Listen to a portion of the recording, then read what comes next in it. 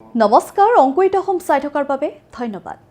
অসমীয়াৰ অতি প্ৰিয় ফল কঁঠাল, কিন্তু কেতিয়াবা ভাবিছেনে বজাৰত উপলব্ধ সাধাৰণ কঁঠালতকৈ সম্পূৰ্ণ পৃথক, দেখাত ৰঙীন আৰু খাবলৈ অধিক সোৱাদযুক্ত এবিধ কঁঠালৰ কথা। হয়, বৰ্তমান বজাৰত অভূতপূৰ্ব জনপ্ৰিয়তা অৰ্জন কৰিছে ভিয়েটনামৰ ৰঙা কঁঠালে।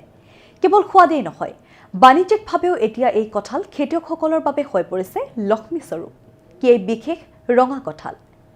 কঁঠাল, যি ফল আমাৰ ৰাজ্যৰ প্ৰতিখন ঘৰৰ বাৰীতে সহজলভ্য, কিন্তু দিনক দিনে আমাৰ থলুৱা কঁঠাল গছৰ সংখ্যা হ্ৰাস পোৱাৰ বিপৰীতে চহৰাঞ্চলত ইয়াৰ চাহিদা বৃদ্ধি পাইছে।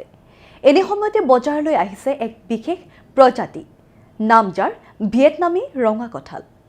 সাধাৰণ কঁঠালতকৈ এইবিধ কঁঠাল দেখাত যেনেকৈ আকৰ্ষণীয়, খাবলৈও তেনেকৈয়ে মিঠা। আটাইতকৈ ডাঙৰ বিশেষত্বটো হ'ল এই কঁঠালত কোনো আঠা বা বুট নাথাকে। ইংৰাজীত যাক গেছ বেবী জেকফ্ৰুইট বুলি জনা যায়।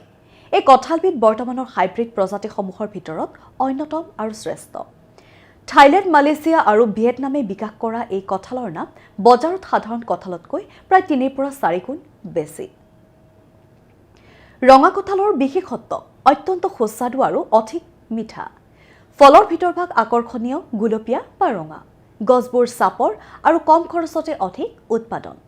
ভাৰত বৰ্তমান বিশ্বৰ ভিতৰতে সৰ্বাধিক কঁঠাল উৎপাদনকাৰী দেশ।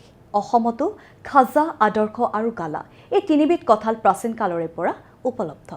কিন্তু বাণিজ্যিক কৃষিৰ ক্ষেত্ৰত এতিয়া ভিয়েটনামী ৰঙা কঁঠালে এক নতুন বিপ্লৱৰ সূচনা কৰিছে। কিদৰে কৰিব এই খেতি?